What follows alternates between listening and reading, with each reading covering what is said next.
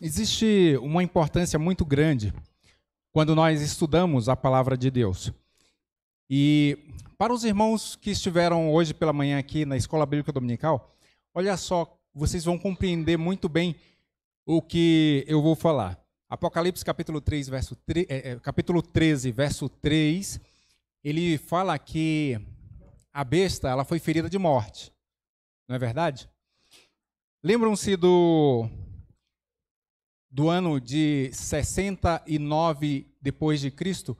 Foi o ano conhecido como a Era dos Quatro Reis.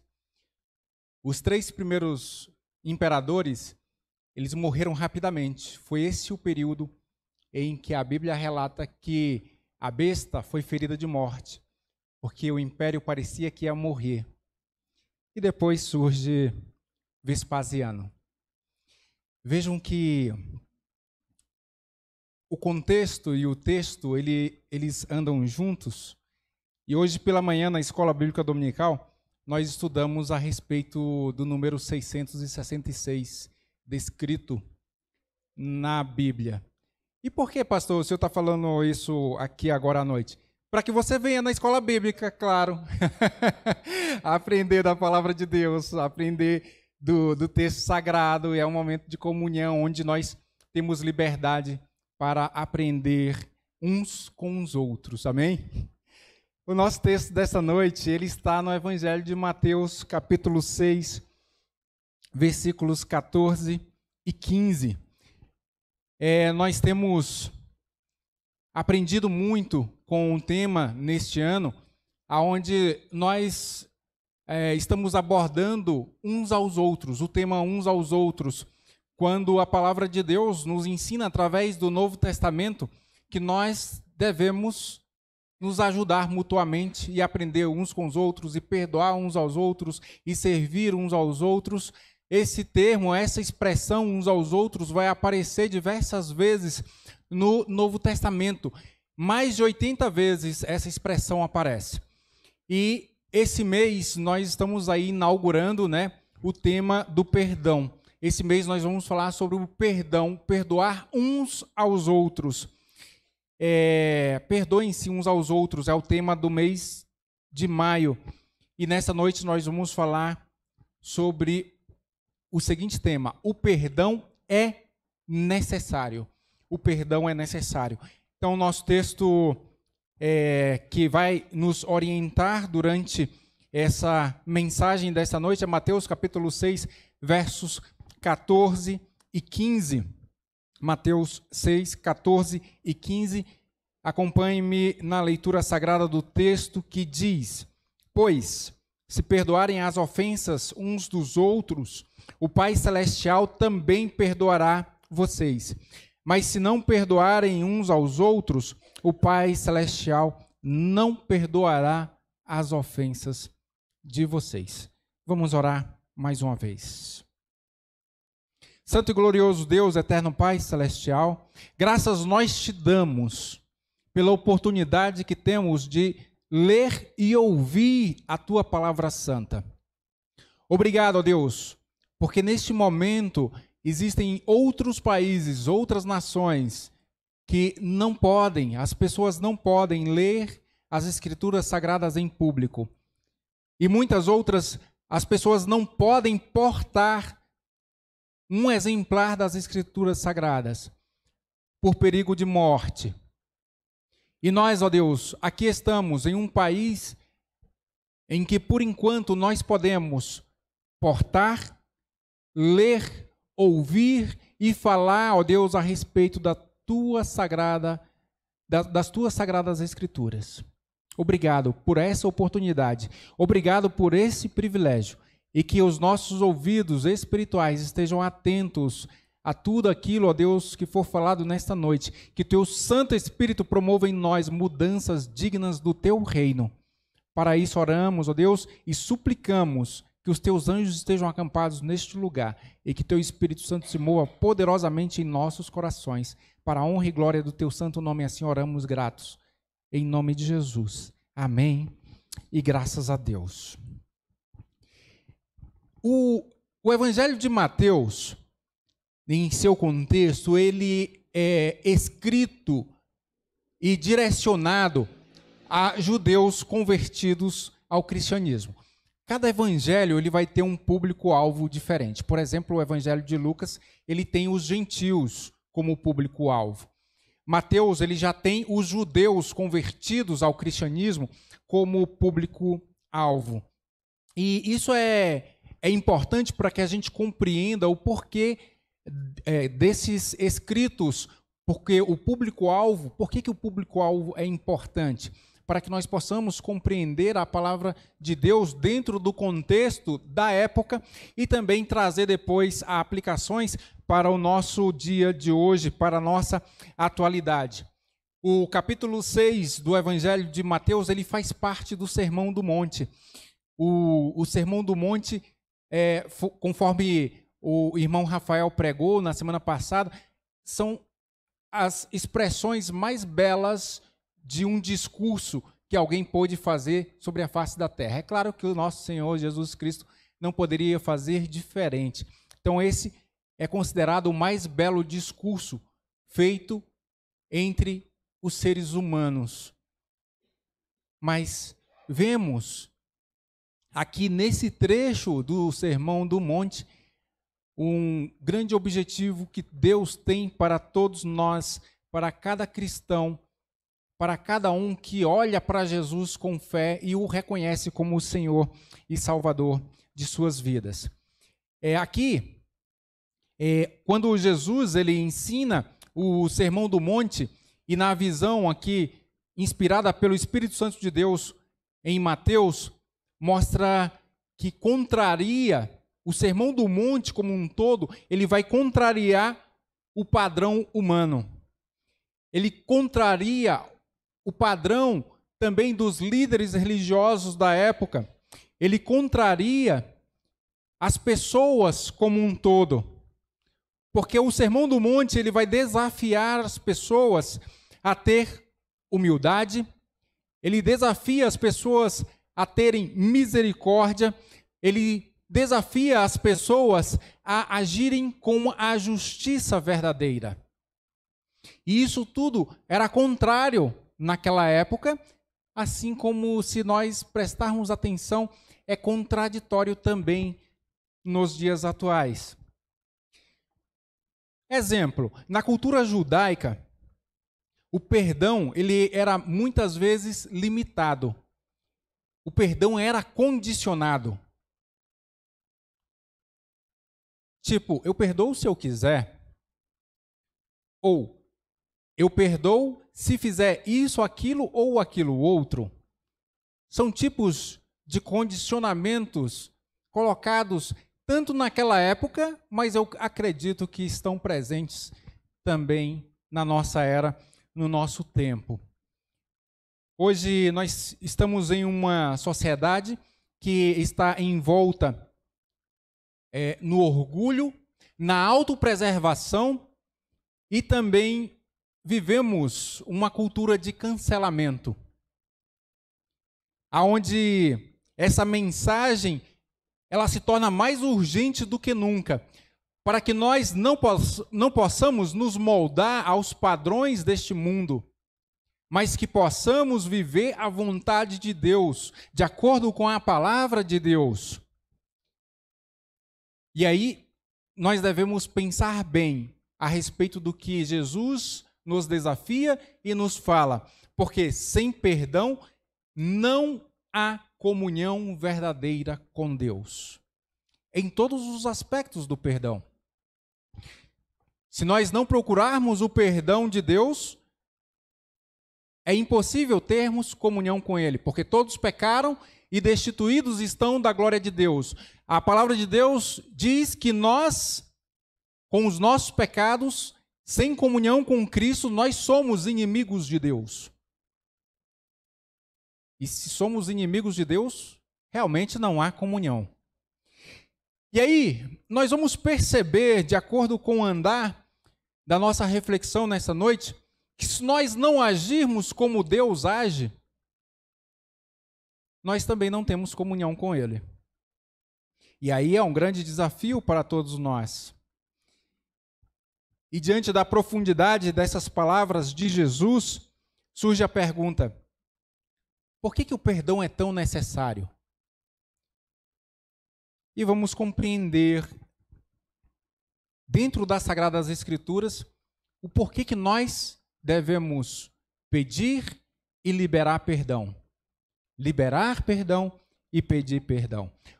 O perdão, em primeiro lugar, ele é uma resposta ao perdão recebido.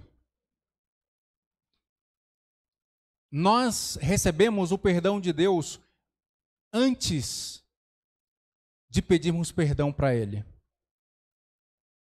Ele já deixou disponível a todos nós o perdão dele. Tão somente para nós pedirmos, e já estaria concedido, né? Conforme nós até já citamos, 1 João 5, se confessardes os vossos pecados, ele é fiel. 1 João 1,9, se confessardes os vossos pecados, ele é fiel e justo para vos perdoar os pecados e vos purificar de toda a injustiça. Então percebam que o padrão do perdão está em Deus. Está em Deus e não nos seres humanos. Efésios capítulo 4, versículo 32 diz assim: sejam bondosos e compassivos um para com os outros, perdoando-se mutuamente, assim como Deus nos perdoou em Cristo. Talvez você possa dizer assim, mas como estabelecer um padrão tão alto? Porque Deus é Deus. Deus é perfeito. E nós não. Mas somos desafiados pela própria palavra de Deus, quando ela nos diz: sede perfeitos como é perfeito o vosso Pai Celestial. É claro que Deus sabe que nós somos limitados, mas que nós devemos, todos os dias, lutar contra o mundo, contra a carne e contra o diabo, para fazermos a vontade de Deus. Por isso que Paulo, ele declara abertamente: vivo não mais eu, mas Cristo vive em mim. É essa luta constante de fazer aquilo que Deus quer, não aquilo que eu quero, não aquilo que o diabo quer, não aquilo que a minha carne quer, mas fazer aquilo que é a vontade de Deus. Cada cristão deve compreender que assim como fomos perdoados por Deus, nós devemos também perdoar. E aí vem a grande questão da comparação com a humanidade. Quando nós perdoamos, nós não vamos perdoar as pessoas porque elas merecem. Eu não merecia o perdão de Deus, e Ele me perdoou. Categoricamente, a humanidade não merecia o perdão de Deus, e Deus perdoou. E é nesse nível, é nesse mesmo entendimento que nós devemos também perdoar. Nós vamos demonstrar que somos filhos de Deus quando nós perdoamos desta maneira, sem a pessoa merecer, porque somos verdadeiramente filhos de Deus. E assim demonstramos o reino de Deus aqui na terra. Lembram-se da oração? Porque nós não somos desse mundo, conforme a oração de Jesus. Pai, guarda-os do maligno, guarda-os das ciladas deste mundo, porque eles não são do mundo. Eu não peço, a oração continua, eu não peço para que os tire do mundo, mas que os guarde do mal. Jesus orou por nós, para que o nosso testemunho fosse fiel e dentro das nossas atitudes estivéssemos testemunhando a respeito do reino dele. É isso que significa que somos embaixadores de Cristo aqui na terra. Nós representamos a nossa nação aqui na terra, porque não somos daqui. Nós participamos de um reino eterno e celestial, aonde nós representamos esse reino aqui e nós praticamos as obras do Pai que nos instruiu demonstrando que esse reino é perfeito e que não se compara a nada do que é terreno. Se não perdoamos, mostramos que ainda não entendemos o Evangelho de Cristo. Nós não entendemos a mensagem de Cristo. O Landim hoje, na reunião do louvor, citou inclusive Mateus 18, 32 a 35, a parábola do credor incompassivo, quando esse credor devia uma quantidade altíssima a seu senhor. E por ele clamar, o Senhor o perdoou. Era uma quantidade alta, muito alta, que ele não tinha mais condições de pagar. Só que quando ele encontra o conservo dele, que devia uma pequena quantidade, ele mandou lançar esse conservo na prisão. E o Senhor ficou sabendo. E o Senhor mandou lançá-lo na prisão. Essa parábola, Jesus contou ela para mostrar como Deus vai agir no seu julgamento. Muitas vezes nós ouvimos repetidas vezes: mas Deus, ele é amor. E ele não vai permitir que nenhum ser humano vá para o inferno. Deus é amor. Mas aí o outro versículo que traz uma grande verdade também a respeito dos atributos de Deus. Deus é amor, mas ele é fogo consumidor. Ele é justiça. E tudo isso está em equilíbrio com a palavra de Deus. Em que no julgamento dele, nós seres humanos, independente do que nós fazemos aqui na terra, o nome de Deus vai ser glorificado no final. Se eu escolher servir a Jesus, o nome de Deus vai ser glorificado. Se eu escolher ser inimigo de Deus, o nome dele vai ser glorificado. Isso não muda. Porque muitas das vezes nós gostamos de pensar que as nossas atitudes mudam a Deus. Não. Não mudam a Deus. Deus é imutável, conforme nós temos aprendido na escola bíblica dominical também. Deus é imutável. E se eu escolho ser inimigo de Deus, ele vai ser glorificado quando ele derramar sobre mim o cálice da ira dele, descrito em Apocalipse. Agora, se eu escolho ser amigo de Deus, aí eternamente estarei com ele na glória que Cristo prometeu quando ele disse: eu vou, mas vou preparar morada para vocês. Às vezes, as muitas histórias a respeito de céu e inferno confundem as pessoas. Porque nós sabemos que Deus é onipresente, correto? E se Deus é onipresente, ele está em todos os lugares. E isso implica dizer que Deus está no céu, isso implica dizer que Deus está no inferno. Deus está em todos os lugares. E quando Jesus, lá no Getsemane, ele ora: Pai, se possível, afasta de mim esse cálice, ele se refere ao cálice da ira de Deus descrito em Apocalipse. E que todos aqueles que não reconhecerem a Jesus Cristo como o Senhor e Salvador de suas vidas e não seguirem a Jesus como seu mestre, beberão do cálice da ira de Deus para sempre. Nós somos seres eternos, apesar de ter uma morte que alcança esse corpo, essa carne. Mas um dos atributos que Deus passa a nós é a eternidade. Ele passa para todo ser humano esse atributo de ser eterno. Nós somos eternos. O nosso espírito é eterno. Agora, onde é que vai passar o nosso espírito a eternidade? Debaixo da ira de Deus ou debaixo da graça e misericórdia de Deus? E aí, Por que estamos trazendo tudo isso à tona? Porque nós devemos imitar aquilo que o nosso Pai faz.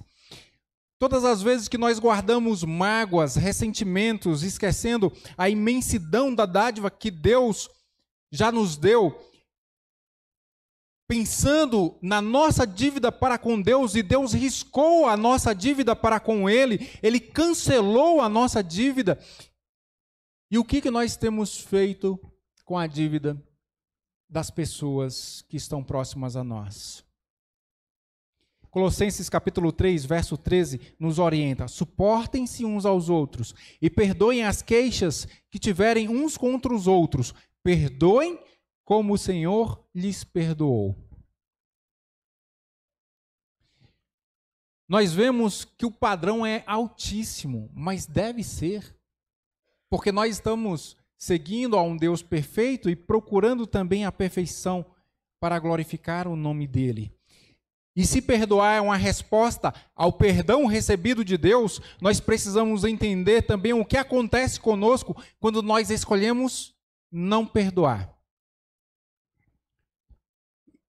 Quando nós olhamos para o perdão e entendemos a magnitude do perdão, vamos perceber que o perdão ele não vai beneficiar apenas quem é perdoado, mas também e principalmente quem perdoa.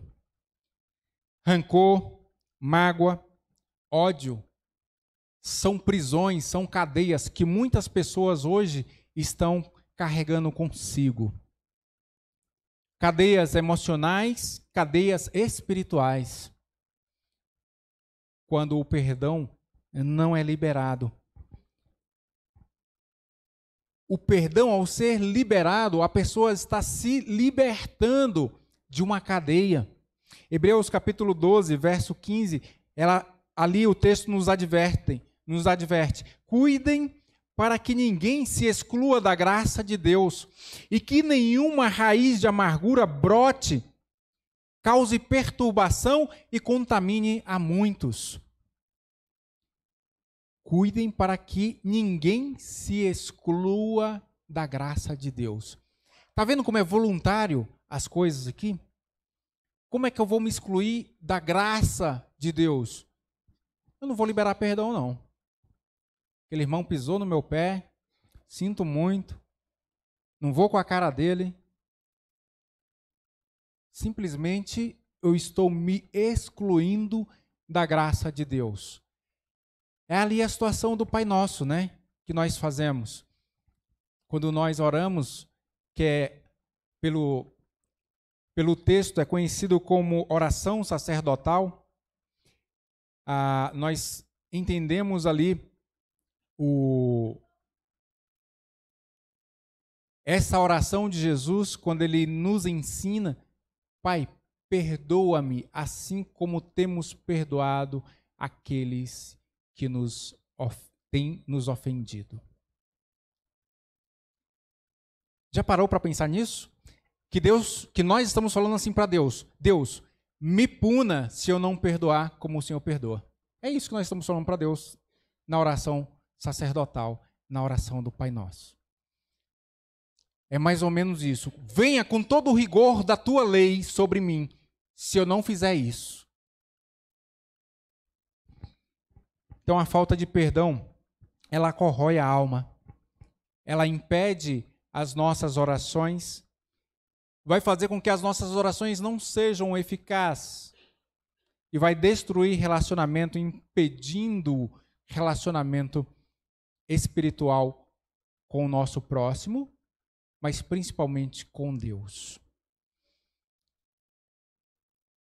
Temos que ter este entendimento acerca do poder do perdão, o que ele faz nas nossas vidas e na vida das pessoas que estão próximas a nós.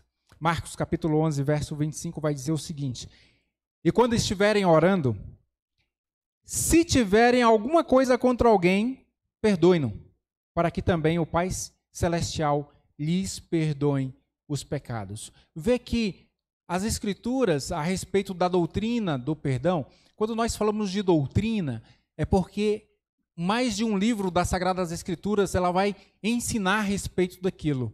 Então, é uma doutrina, porque não apenas Mateus vai falar sobre o perdão, mas praticamente quase todos os livros da Bíblia vão ensinar a respeito do perdão.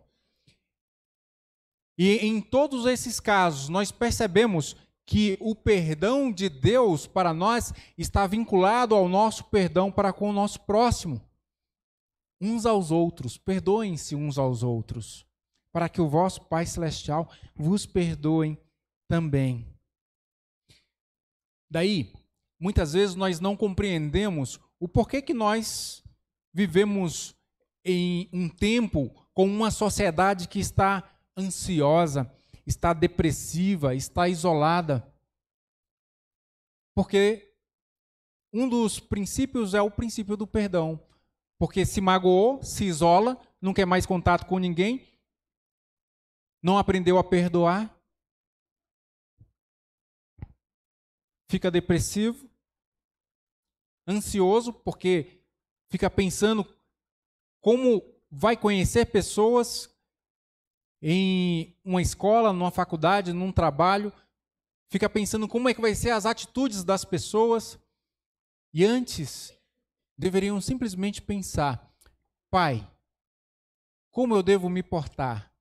Aquela pulseira dos anos 90, 2000, em seu lugar, o que faria Jesus? E assim saberemos verdadeiramente nos portar diante de toda e qualquer situação. Se o perdão é a resposta e libertação, falta-nos ainda compreender o seu papel no relacionamento com Deus e com os outros. Então, o perdão, ele é o fundamento da comunhão. Comunhão com quem? Comunhão, em primeiro lugar, com Deus e, consequentemente, comunhão de uns para com os outros. A comunhão verdadeira entre os irmãos só é possível onde há perdão. Se não há perdão, rompeu-se a comunhão. Está suspensa. Não existe comunhão. 1 João capítulo 4, verso 20, vai dizer: se alguém afirmar, eu amo a Deus, mas odiar o seu irmão, é mentiroso. Pois quem não ama seu irmão a quem vê, não pode amar a Deus a quem não vê. Veja que são palavras duras, mas o Pai, ele corrige a quem ama. E se somos corrigidos dessa forma, é porque o Pai nos ama. Se alguém afirmar, eu amo a Deus, mas odiar o seu irmão, é mentiroso. E para completar, João capítulo 8, versos 44, vem mais pesado ainda quando o texto diz: vocês são do diabo, o pai de vocês, e querem fazer o que ele deseja. Ele foi homicida desde o princípio e não se apegou à verdade, pois não há verdade nele. Quando mente, expressa sua própria natureza, pois é mentiroso e o pai da mentira. Sempre quando eu vejo a palavra de Deus nos exortando dessa forma, eu lembro do momento em que Jesus Cristo acabou de fazer a segunda multiplicação de pães e peixes. E aí existe uma multidão que está seguindo a Jesus apenas por causa dos milagres. E aí Jesus começa a proferir um discurso muito duro, em que Pedro, ele vira-se para Jesus, porque Pedro, nesse momento, ele percebe que muitas pessoas começaram a deixar Jesus naquele momento. Aquelas pessoas que estavam indo atrás dele só por conta dos milagres, estavam começando a deixar Jesus. E Pedro vira-se para Jesus e disse: duro é esse discurso, mestre. Quem pode suportar? E Jesus vira-se para Pedro e diz: Pedro, se você quiser ir, pode ir também. Imediatamente Pedro entendeu o que Jesus estava falando e respondeu: para onde iremos nós, Senhor, se só tu tens as palavras de vida eterna? Se somos corrigidos, é para o nosso bem. Se o Senhor nos exorta, é para nosso bem, para nossa salvação. Que nós possamos, todos nós, sermos agentes de reconciliação, uns para com os outros, e agentes de reconciliação dos seres humanos para com Deus. Ou seja, em todas as oportunidades que tivermos, nós devemos mostrar para a humanidade, para os nossos parentes, para os nossos amigos, para as pessoas que estão à nossa volta, para quem nós nem conhecemos, nós devemos dizer, éramos inimigos de Deus, Cristo veio, agora temos a oportunidade de reconciliação e também de nos reconciliar uns com os outros. 2 Coríntios capítulo 5, versos 18 e 19, vai dizer, Deus nos reconciliou consigo mesmo por meio de Cristo e nos deu o ministério da reconciliação. O que temos feito com esse ministério que Deus colocou nas nossas mãos? Porque uma igreja sem perdão se torna um ajuntamento de pessoas ressentidas, simplesmente. E verdadeiramente, somos o corpo de Cristo. Somos a noiva. E aqui, no corpo de Cristo, não pode ter uma comunhão fragilizada. Devemos viver a verdadeira comunhão. Por isso que nós precisamos colocar essa palavra em prática, de termos famílias restauradas, lares restaurados, relacionamentos restaurados, amizades restauradas. E aí a igreja se torna fortalecida em Cristo Jesus, uma igreja curada para curar. E tudo isso começa com um ato de humildade, um ato poderoso chamado perdão, reconciliação.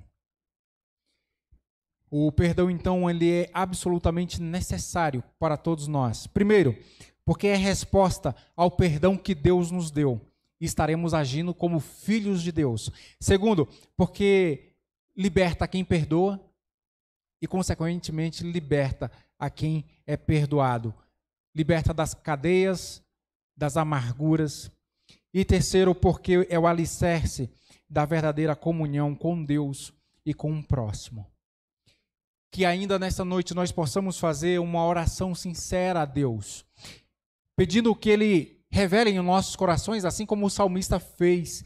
Sonda-me, Senhor, sonda-me por completo e traga à minha memória aquilo que não é agradável ao Senhor. É possível que tenha pessoas aqui que estão com um relacionamento rompido com alguém que nem está aqui. Com o pai, com a mãe, com o irmão, com a irmã, com primo, prima, vizinho. E este é um momento ideal e adequado para você orar a Deus. E se você tiver dificuldades, você pedir para Deus que te ajude a liberar o perdão, assim como Ele nos perdoa. E é claro que não podemos ficar apenas no campo da oração. Devemos dar o primeiro passo para a reconciliação com aqueles que estamos sem liberar perdão, para que nós possamos nos livrar do ressentimento e fazer com que os nossos relacionamentos sejam saudáveis em Cristo Jesus. Decida-se. Decida-se ainda hoje viver a graça e a misericórdia de Deus. Decida-se ainda hoje dar e liberar perdão. E talvez, assim que terminarmos este culto, você possa fazer uma ligação para sua mãe, para o seu pai, para o seu parente que você está magoado, chateado. E simplesmente, não precisa se explicar não. Só diga, eu estou te ligando para te pedir perdão. Não precisa falar mais nada. E deixa que Deus opera. Para finalizarmos, Efésios capítulo 4, versos 31 e 32, nos exorta, dizendo: livrem-se de toda amargura, indignação e ira, gritaria, calúnia, bem como toda maldade. Sejam bondosos e compassivos uns para com os outros, perdoando-se mutuamente, assim como Deus perdoou em Cristo Jesus. Perdoar é divino. Perdoar é necessário. Perdoar é viver o Evangelho. Perdoar é ser filho de Deus. Curve sua cabeça, feche seus olhos. Vamos falar com o Senhor neste momento mais uma vez. Espírito Santo de Deus, a tua palavra ela é viva e eficaz. E ela cumpre o propósito pelo qual foi lançada. E foi o Senhor mesmo, ó Deus, que nos trouxe para a tua casa esta noite, para meditarmos nesta palavra. Portanto, Deus, suplicamos a ti, Espírito Santo de Deus, molda-nos o caráter, molda a nossa vida, ensina-nos a sermos como o Senhor é.